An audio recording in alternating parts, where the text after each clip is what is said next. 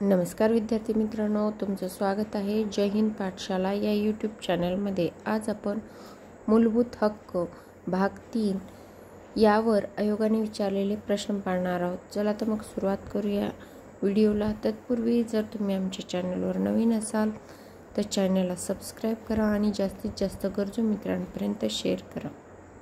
पहिला प्रश्न आहे, मालमत्तेच्या अधिकाराबाबत खालीलपैकी कोणते विधान चुकीचे आहे?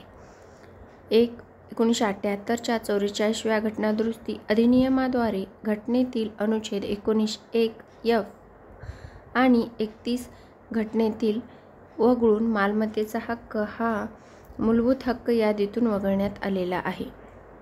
हे एकदम बरोबर आहे। त्यानंतर दुसरा आहे, 44व्या घटनादुरुस्ती अधिनियमाद्वारे अनुच्छेद 31(1) मधील तरतुदी नव्याने करण्यात आलेल्या अनुच्छेद 300A मध्ये टाकण्यात आले। ही पण एकदम बरोबर आहे। त्यानंतर अनुच्छेद 300A घटनेचा भाग 21 मधील प्रकरण 3 मध्ये आहे, तर ही मात्र तरतूद चुकीची आहे। मालमत्तेचा अधिकार हा आता केवळ घटनात्मक किंवा वैधानिक न समजता तो मानवी अधिकार म्हणून समजला जातो। हे पण वाक्य एकदम बरोबर आहे, म्हणजेच आपल्याला चुकीचं विचारले, त्यामुळे या प्रश्नाचं उत्तर आहे पर्याय क्रमांक 3। यानंतर भाषण व अभिव्यक्ती स्वातंत्र्यावरील बंधने खालीलपैकी कोणते? अ. धार्मिक विचार, ब. सभ्यता किंवा नैतिकता, क. बदनामी, ड. न्यायालयाचा अवमान आणि ई. राजकीय नेतृत्व। 1 आहे फक्त ब क ड, 2 आहे फक्त अ क ड, 3 आहे अ ई ड आणि 4 आहे वरीलपैकी सर्व। तर या प्रश्नाचं उत्तर आहे पर्याय क्रमांक 1 ब क ड। सभ्यता आणि नैतिकता हा भाषण अभिव्यक्ती स्वातंत्र्यावर बंधनं आणता येतील आपल्याला। त्याचबरोबर बदनामी करणाऱ्या गोष्टीवर सुद्धा बंधनं आणता येतील आणि त्यानंतर न्यायालयाचा अपमान केला तर सुद्धा भाषण आणि अभिव्यक्ती स्वातंत्र्यावर बंधने घालता येतात। भारतीय राज्यघटनेच्या कोणत्या अनुच्छेदामध्ये मानवी देह व्यापार प्रतिबंध केलेला आहे? अनुच्छेद 21, अनुच्छेद 22, अनुच्छेद 23 आणि अनुच्छेद 24। तर या प्रश्नाचं उत्तर आहे पर्याय क्रमांक 3, मानवी देह व्यापारास बंदी घालता येते। तर प्रश्न क्रमांक 4, भारतीय राज्यघटनेचे खालीलपैकी कोणते अनुच्छेद भारतीय राज्याचे धर्मनिरपेक्ष स्वरूप प्रकट करते? अ. अनुच्छेद 44, ब. अनुच्छेद 30, क. अनुच्छेद 27 आणि ड. अनुच्छेद 28। पर्यायी उत्तर आहेत 1 C D A, 2 B A, 3 B C D आणि 4 वरीलपैकी सर्व। तर ही सर्वच्या सर्व कलमे ही धर्मनिरपेक्षतेचं स्वरूप प्रकट करणारी कलमे आहेत। कलम 44 समान नागरी संहिता, कलम 30, कलम 28 आणि कलम 27 ही चारही जी कलमे आहेत ती कलमे भारतीय राज्याचं धर्मनिरपेक्ष स्वरूप प्रकट करत आहेत। क्रमांक 5, खालीलपैकी कोणती जोडी जुळत नाही? 1. शोषणाविरुद्धचा अधिकार, अनुच्छेद 23-24। ही जोडी एकदम बरोबर आहे। त्यानंतर संविधानिक उपायाचा अधिकार, कलम 32 ते 35। ही पण बरोबर आहे। कलम 32ला राजघटनेचा आत्मा म्हटलेला आहे आणि धार्मिक स्वातंत्र्याचा अधिकार अनुच्छेद 22 ते 30। ही जोडी जुळत नाही आणि आपल्याला प्रश्न विचारलेला आहे जोडी जुळत नाही कारण 19 ते 22 हा स्वातंत्र्याचा हक्क आहे। कुठला हक्क आहे? स्वातंत्र्याचा हक्क। आणि 4 पण बरोबर आहे। सांस्कृतिक आणि शैक्षणिक अधिकार हे 29 ते 30 या कलमामध्ये आहेत। यानंतर प्रश्न क्रमांक 6, भारतीय संविधानाच्या अनुच्छेद 29 मध्ये खालीलपैकी कोणत्या घटकाचे संरक्षण करण्यात आलेले आहेत? कलम 31 बद्दल या प्रश्नामध्ये आपल्याला विचारलेलं आहे. ए आहे अल्पसंख्याक वर्गाच्या हितसंबंधाचे रक्षण आणि हे कलम 29 मध्ये दिलेलं आहे. आपल्याला ए कुठं आहे? पर्याय क्रमांक 2. म्हणजे या प्रश्नाचं उत्तर पर्याय क्रमांक 2 आहे. पण आपण पुढचे पण वाचून घेऊ म्हणजे आपल्याला दुसरे कलम समजतील किंवा तुम्ही मला हे कमेंट बॉक्समध्ये सांगा जेणेकरून तुम्हाला पुढच्या कलमांची माहिती होईल. महिला वर्गाच्या हितसंबंधाचे संरक्षण कुठल्या कलमामध्ये आहे? अनुसूचित जातीच्या हितसंबंधाचे रक्षण. त्याचबरोबर अनुसूचित जातीचे हितसंबंध. प्रश्न क्रमांक 7. भारतीय संविधानातील खालीलपैकी कोणते अनुच्छेद हे संविधानिक किंवा कायदेशीर अधिकार किंवा भाग 3 च्या बाहेरील अधिकार याबाबत संबंधित आहेत? म्हणजेच काय विचारले या प्रश्नामध्ये भाग 3 च्या बाहेरचे कुठले कुठले कलम आहेत असं विचारले. यामध्ये अ आहे अनुच्छेद 265, ब आहे 300A आणि क आहे अनुच्छेद 301. तर ही तिन्ही कलमे भाग 3 च्या बाहेर आहेत. 300A हा मूलभूत अधिकार होता जो 44वी घटना दुरुस्ती करून वगळला. जो मालमत्तेचा अधिकार होता 1978 मध्ये हा अधिकार काढून 300A मध्ये घातलेला आहे. म्हणजेच काय तर ही सर्व कलमे वरील सर्व कलमे ही भाग 3 च्या बाहेरील आहेत. संविधानिक कलमे आहेत पण ही भाग 3 मध्ये नाहीत. प्रश्न क्रमांक 8. खालील विधाने लक्षात घ्या. 1. कलम 301 हे मालमत्तेच्या हक्काशी संबंधित आहे. 2. मालमत्तेचा हक्क हा कायदेशीर हक्क आहे परंतु तो मूलभूत हक्क नाही. 3. केंद्रामध्ये काँग्रेस पक्षाचे सरकार असताना 44व्या घटना दुरुस्ती कलमांतर्गत 300A हे राजघटनेमध्ये समाविष्ट करण्यात आले. वरील पैकी कुठलं विधान अयोग्य आहे? तर या प्रश्नाचं उत्तर आहे पर्याय क्रमांक 3. 1 आणि 3 ही 2 विधाने चुकीची आहेत. कारण 301 मध्ये वाणिज्य आणि आंतरराष्ट्रीय व्यापार या संबंधित तरतूद आहेत. तर काँग्रेस सरकारद्वारे असताना 44वी घटना दुरुस्ती झाली पण त्यामध्ये काय करण्यात आलं की मालमत्तेचा हक्क जो कायदेशीर हक्क आहे तो कायदेशीर हक्क करण्यात आला आणि मूलभूत हक्क कमी करण्यात आला. प्रश्न क्रमांक 9. भारतीय संविधानातील अनुच्छेद 19 नुसार वेगळेपणा ओळखा. 1. भाषण व अभिव्यक्ती स्वातंत्र्य. 2. मालमत्ता धारणेचं स्वातंत्र्य. 3. भारताच्या राज्य क्षेत्रात सर्वत्र मुक्त संचार करण्याचे स्वातंत्र्य आणि 4. शांततेने व विनाशस्त्र एकत्र जमण्याचा अधिकार. तर आपल्याला 19 मध्ये जे काही 6 अधिकार दिलेले आहेत त्या अधिकाराबद्दल आपल्याला यामध्ये विचारणा करण्यात आलेली आहे. 19 मध्ये कुठले कुठले 6 अधिकार दिलेले आहेत तर आपल्याला भाषण अभिव्यक्ती स्वातंत्र्य म्हणजे आपण कुठेही भाषण करू शकता, अभिव्यक्ती करू म्हणजे आपले मत स्वतंत्र विचार मांडू शकता. जसं की जमाव एकत्र शांतपणे जमाव म्हणजेच काय तर आपण मोर्चा काढू शकता. भारताच्या कुठल्याही राज्यामध्ये स्वतंत्रपणे हिंडू शकता. पण मालमत्ता धारण करणं हे हक्क आहे का आपला मूलभूत हक्क 19 नुसार? नाही. तर त्याची 44वी घटना दुरुस्ती झाली आणि तो 300A मध्ये हा हक्क टाकण्यात आलेला आहे. 9व्या प्रश्नाचं उत्तर आहे पर्याय क्रमांक 2. मालमत्तेचा धारण करणे किंवा मालमत्तेचा हक्क हा कलम 19 मध्ये नाही आहे. यानंतर प्रश्न क्रमांक 10.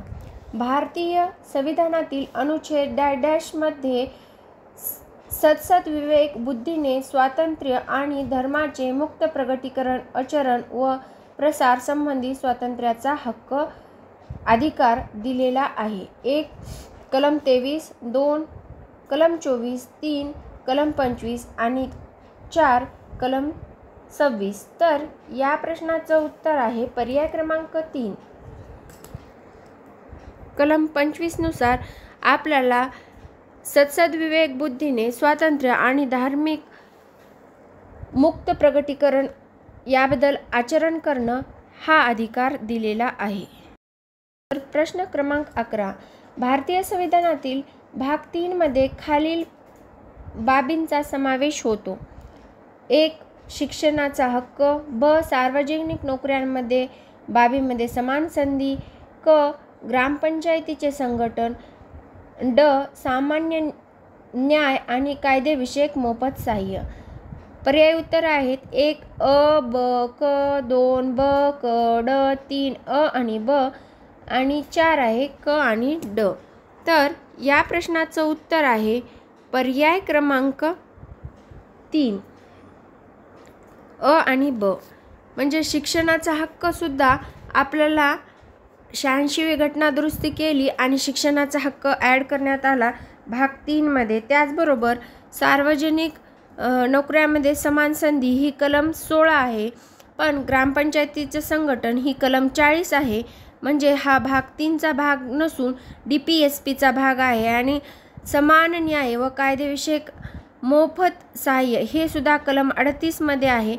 त्यामुळं हा क आणि ड हा DPSPचा भाग आहे। क्रमांक 12 नागरिकांना त्यांच्या हक्काची हमी कोणत्या तरतुदीद्वारे दिली जाते? 1 आहे संविधानातील तरतुदी, 2 आहे नियमावलीतील तरतुदी, 3 आहे कायद्यातील तरतुदी आणि 4 आहे न्यायालयीन तरतुदी। तर याचं उत्तर आहे पर्याय क्रमांक 1 संविधानातील ज्या तरतुदी आहेत त्यानुसार आपल्याला हक्काची हमी दिलेली जाते। यानंतर प्रश्न क्रमांक 13 भारतीय राज्यघटनेच्या कितव्या भागात मूलभूत अधिकारांचा समावेश केला आहे? 1 पहिल्या, 2 दुसऱ्या, 3 तिसऱ्या आणि 4 चौथ्या।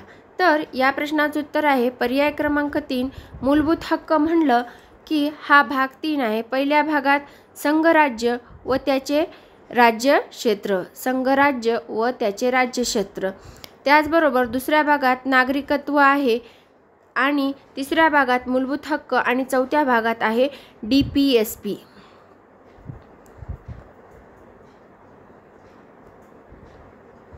यानंतर प्रश्न क्रमांक 14 कलम डॅश अन्वये प्रत्येक भारतीय नागरिकाला कोणत्याही व्यवसाय करण्याचा अथवा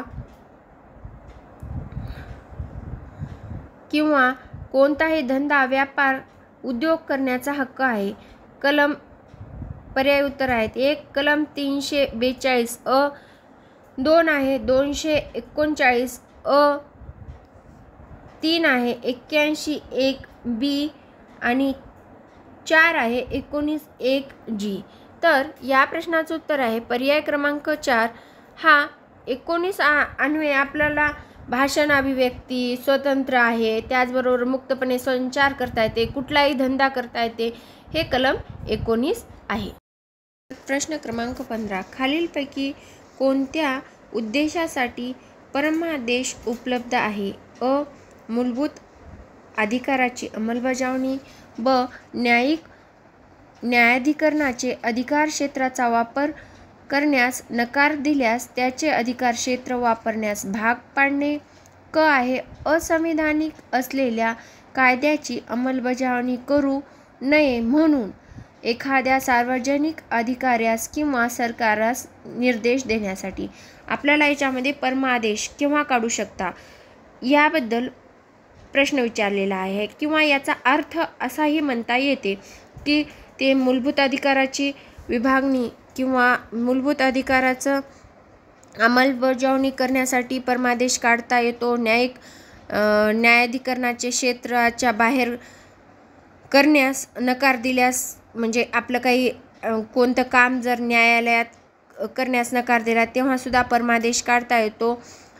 किंवा असंविधानिक असलेल्या कायद्याची म्हणजे जे संविधानानं कायदा तय केला नाही अशा कायद्याची अंमलबजावणी करण्यास एखाद्या सार्वजनिक अधिकाऱ्यास सरकारला निर्देश देता येतात। म्हणजेच काय तर अ, ब, क या प्रश्नाचं उत्तर आहे पर्याय क्रमांक 4.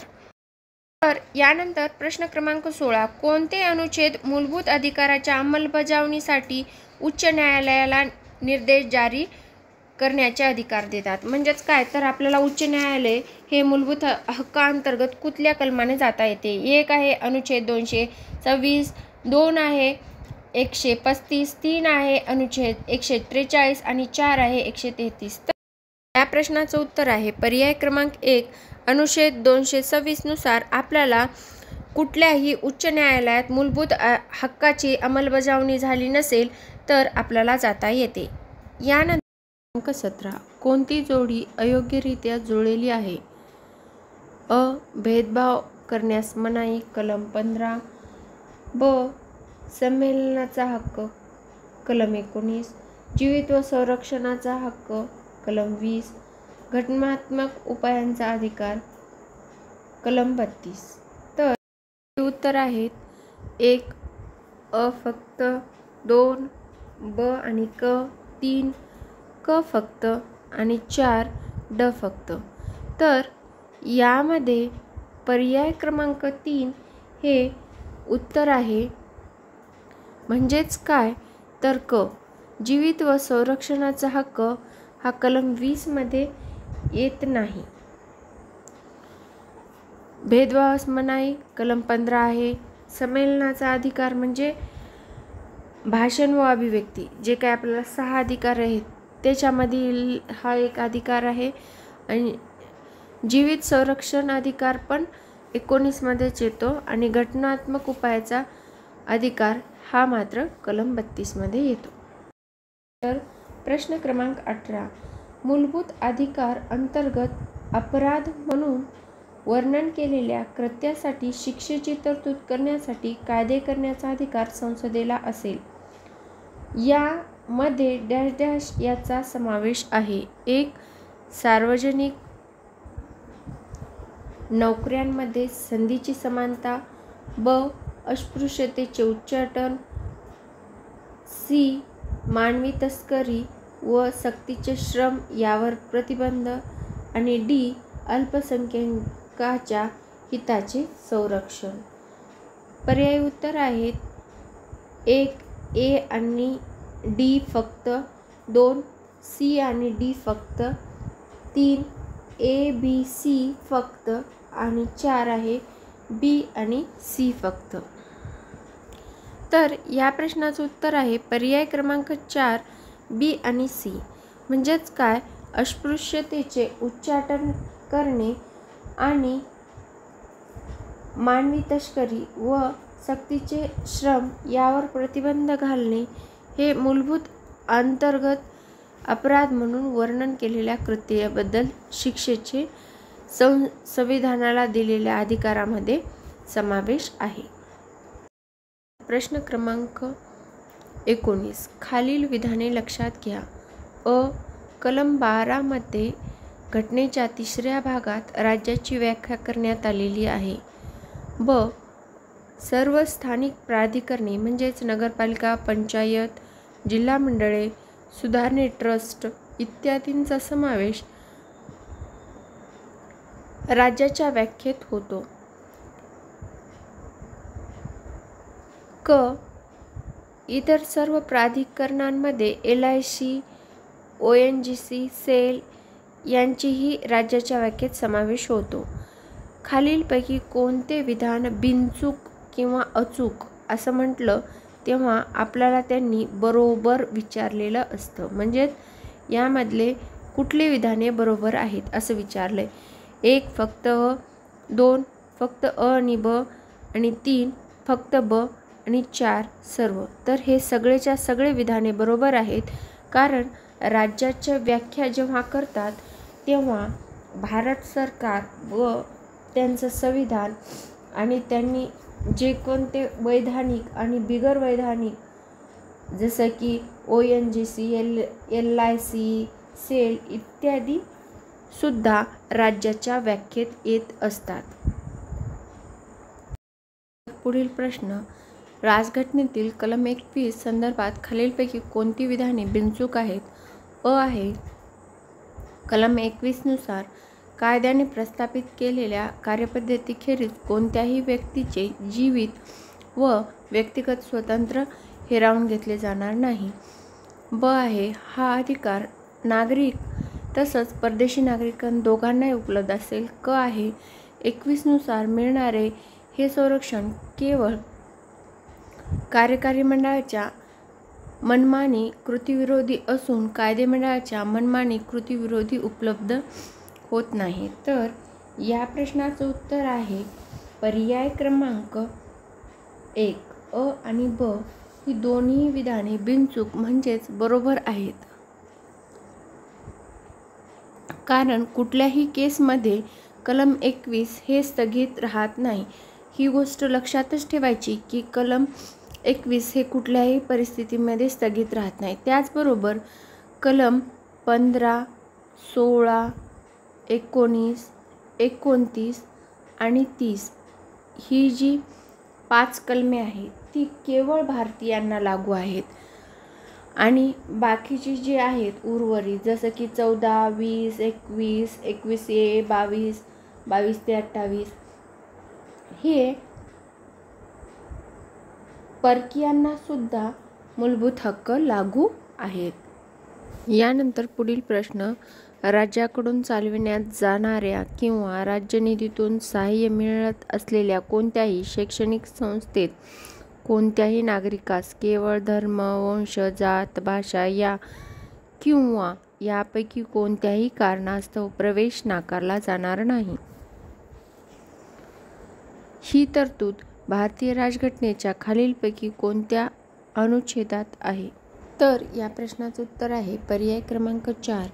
29 मध्ये राज्याकडून जे सहाय्य दिलं जातं त्यानुसार धर्म, वंश, जात, भाषा यापैकी कुठल्याही कारणास्तव प्रवेश नाकारला जाऊ शकत नाही. यानंतर पुढील प्रश्न आहे मूलभूत हक्क आणि मार्गदर्शक तत्त्वे यांचा संबंध खालीलपैकी कोणते विधान बरोबर नाहीत? अ. मूलभूत हक्क न्यायविचारणीय आहेत तर मार्गदर्शक तत्त्वे ही न्यायविचारणीय नाहीत. ब. जर या दोघांमध्ये संघर्ष निर्माण झाला तर साधारणपणे मूलभूत हक्कांना मार्गदर्शक तत्त्वापेक्षा जास्त प्राधान्य दिले जाते. क. राज्यघटनेच्या अनुच्छेद 31C अन्वये काही मार्गदर्शक तत्त्वांना मूलभूत हक्कापेक्षा जास्त प्राधान्य दिले जाते. पर्याय उत्तर आहेत 1. अ, 2. ब, 3. ब, क आणि 4 वरीलपैकी कोणतेही नाही. आपल्याला चुकीचं विचारलंय आणि यामध्ये एकही विधान चुकीचं नाहीये. म्हणजेच काय तर पर्याय क्रमांक 4 हे या प्रश्नाचं उत्तर आहे. यानंतर पुढील प्रश्न गुन्ह्याबद्दल दोषी ठरविण्यासंदर्भात संरक्षण हक्क डॅश डॅश अनुच्छेद 20. 1. राष्ट्रीय आणीबाणीच्या काळात राष्ट्रपती निलंबित करू शकतात.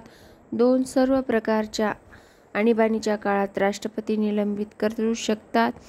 3. सर्वोच्च न्यायालयाच्या पूर्वसंमतीने राष्ट्रपती कोणत्याही वेळी निलंबित करू शकतात. आणि 4. कोणत्याही परिस्थितीत निलंबित होऊ शकत नाही. तर जे अनुच्छेद 20 म्हणजेच कलम 20 आहे ते कुठल्याही परिस्थितीत निलंबित होऊ शकत नाही. म्हणजेच या प्रश्नाचं उत्तर आहे पर्याय क्रमांक 4. यानंतर पुढील प्रश्न आहे जीवित आणि व्यक्तिगत स्वातंत्र्याचं संरक्षण. कलम 21 या हक्कामध्ये डॅश डॅशचा समावेश होतो. अ. संपाचा हक्क. ब. परदेश गमनाचा हक्क. क. जीवनावश्यक बाबीसंदर्भात कैद्याचा हक्क. आणि ड. बोनसचा हक्क. आणि ई. एकांतवासाच्या शिक्षेविरुद्धचा हक्क. पर्याय उत्तर आहेत 1. अ, ब, 2. ब, क, ई आणि 3. अ, ब, ड आणि 4. क, ड, ई. तर या प्रश्नाचं उत्तर आहे पर्याय क्रमांक 2 ब, क, ई. आज आता आपण इथेच थांबूया. भेटूया पुढील व्हिडिओमध्ये. व्हिडिओ शेवटपर्यंत पाहिल्याबद्दल धन्यवाद. जास्तीत जास्त गरजू मित्रांपर्यंत शेअर करा, लाईक करा आणि सबस्क्राईब करायला चॅनलला विसरू नका. धन्यवाद.